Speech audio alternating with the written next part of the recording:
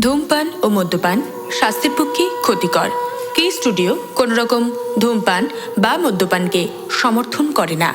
এটি জনস্বার্থে প্রচারিত। ধন্যবাদ।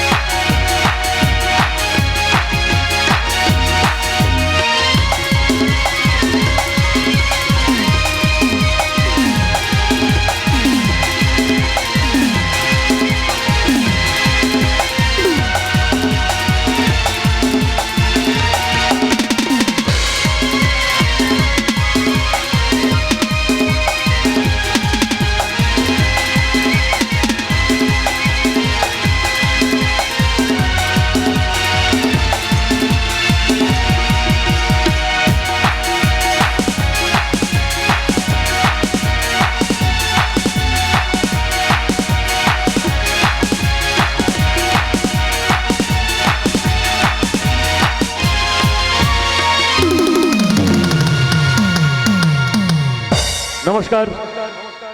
যুগাবতার ঠাকুর পরম পুরুষ শ্রী শ্রী রামকৃষ্ণ পরমহংসদেব, পরমা প্রকৃতি মা সারদা দেবী, নাট্যাচার্য গিরিশচন্দ্র ঘোষ ও নটিকুল সম্রাজ্ঞী বিনোদিনী দাসীর আশীর্বাদ মাথায় নিয়ে শ্রী শ্রী কালী মায়ের রাঙা রাতুল চরণে বিনম্র শ্রদ্ধার্ঘ অর্পণ করে শুধু সকল কোদালিয়া গ্রামবাসী বৃন্দকে কালী পুজোর আন্তরিক প্রীতি, শুভেচ্ছা ও উষ্ণ অভিনন্দন জানিয়ে শুরু করছি মঙ্গল কোদালিয়া আমরা সবাই সঙ্গ পরিবেশিত শিবনাথ কয়াল ও সঞ্জীব মণ্ডল প্রযোজিত এক বড় মাপের সামাজিক যাত্রাপালা আমি যারে চাই।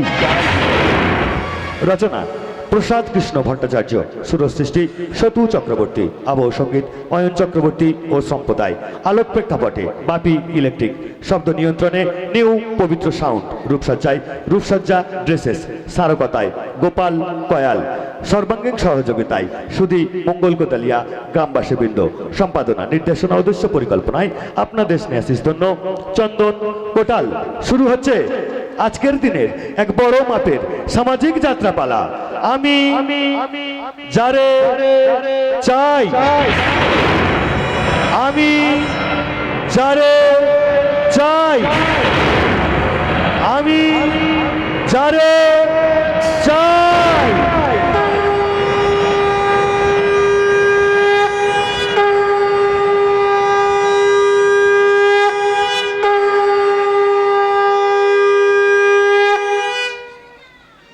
শঙ্খ বাজে মাকে ঘরে এনেছি, সুগন্ধি ধূপ জেলে আসন পেতেছি। শঙ্খ বাজে মাকে ঘরে এনেছি, সুগন্ধি ধূপ জেলে আসন পেতেছি। প্রদীপ জেলে নিলাম তোমায়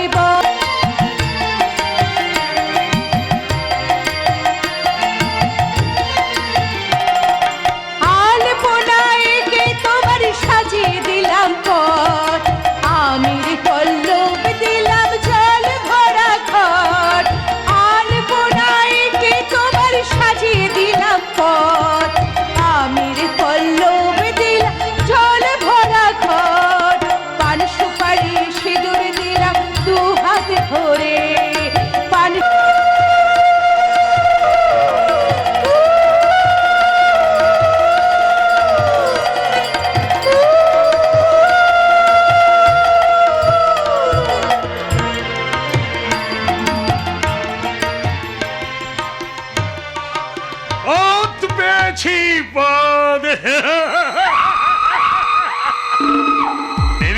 চক্রবর্তী সুযোগ্য কর্ণধারের মতো হাল ধরে এগিয়ে চলতে পারলে এই কাঞ্চনপুরের বিশাল জমিদারের মালিক একদিন তুমি হতে পারবে। বিশ্বনাথ, তুমি আমার ভরসা। এখানে দাঁড়িয়ে কেন মামা বাবু? হ্যাঁ মালকী, মালকী তুমি এসে গেছো মালকী, আমি তোমার কথাই ভাবছিলাম। আমার কথা আপনাকে ভাবতে হবে না, আপনি বরং টাকাটা আমার দাদার কাছে পৌঁছে দিন। টাকা?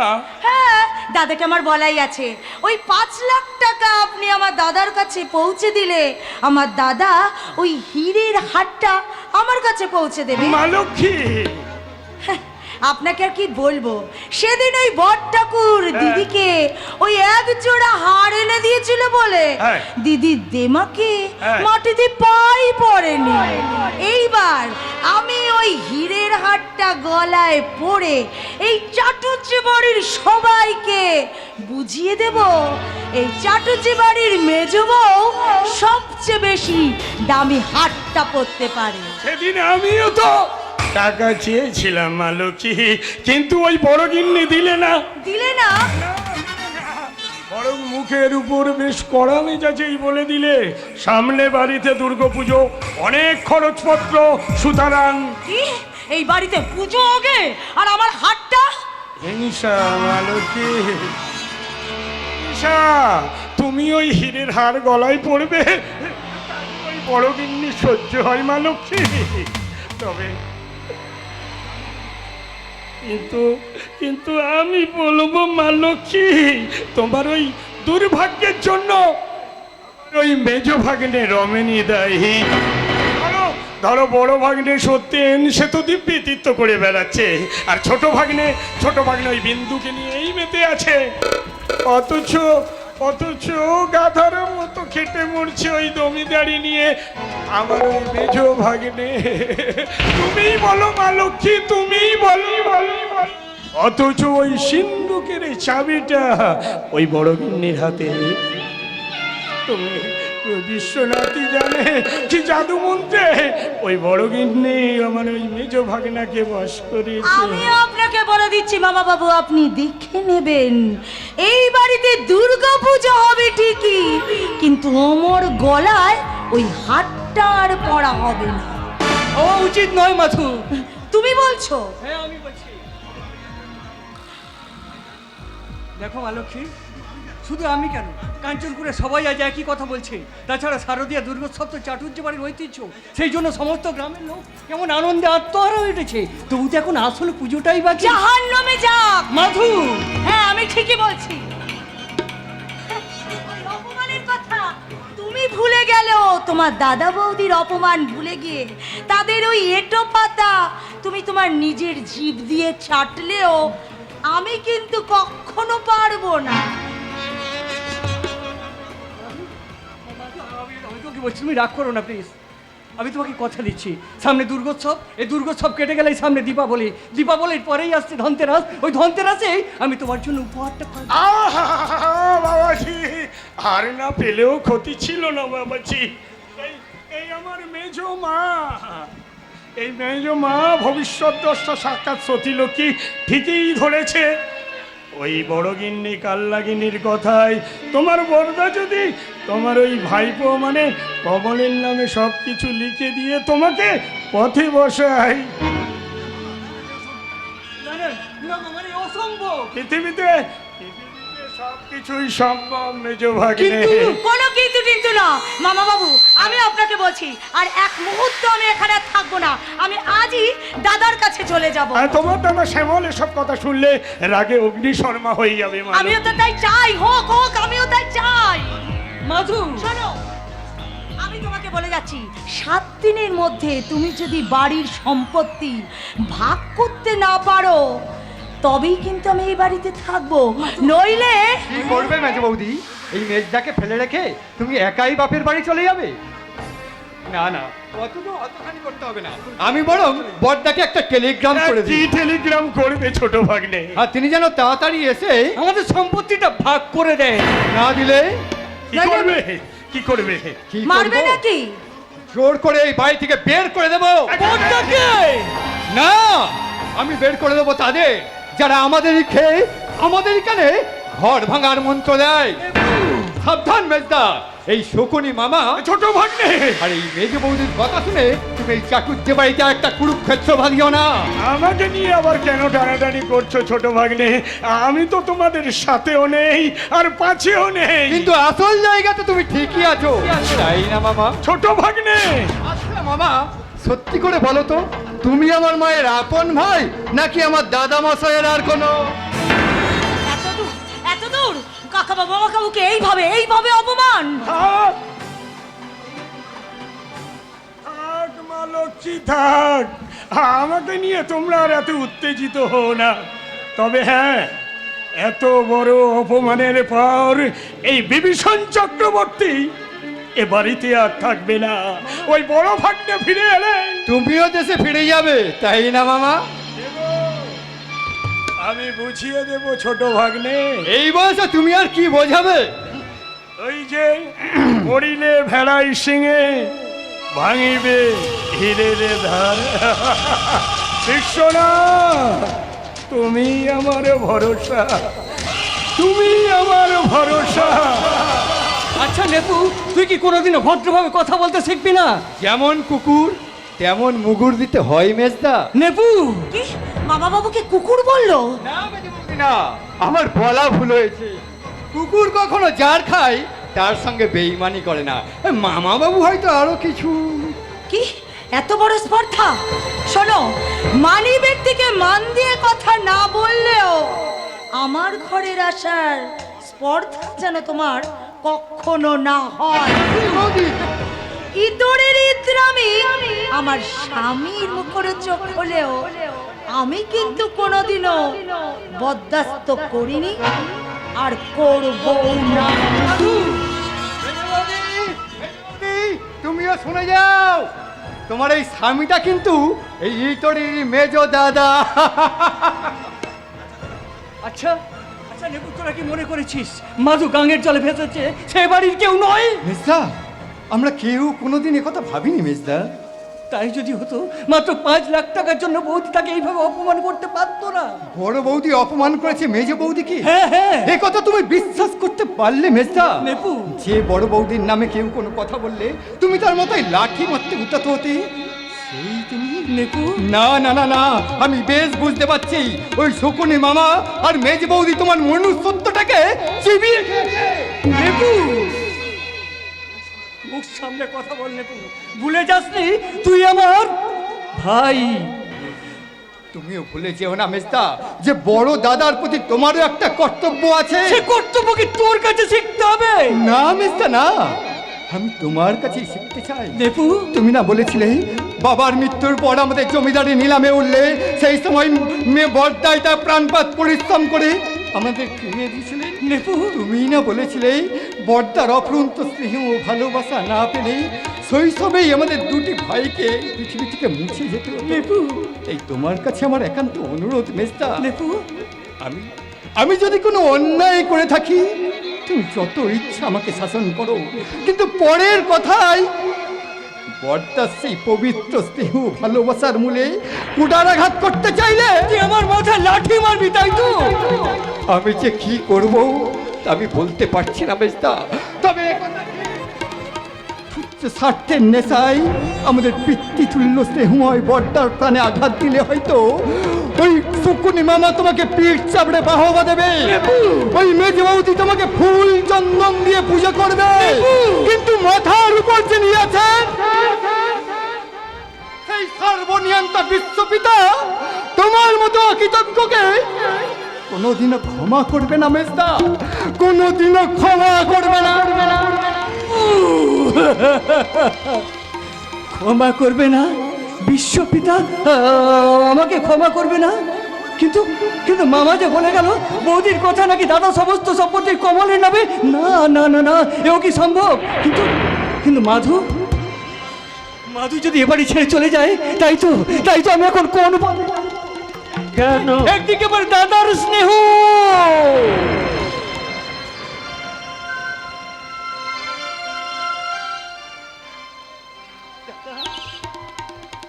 কেন দিশিরে চুমুক তবে বিষয়ের বিষে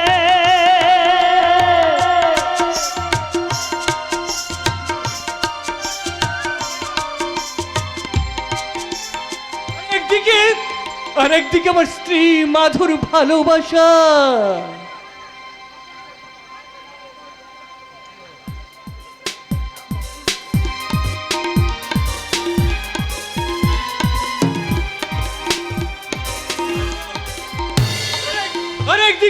আর একদিকে আমার সংসারের প্রতি দায়িত্ব, কর্তব্য, কামনার দংশন।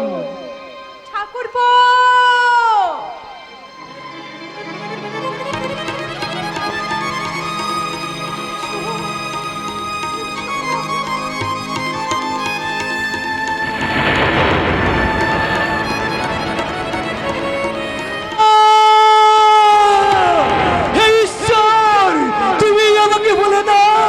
আমি এখন কোন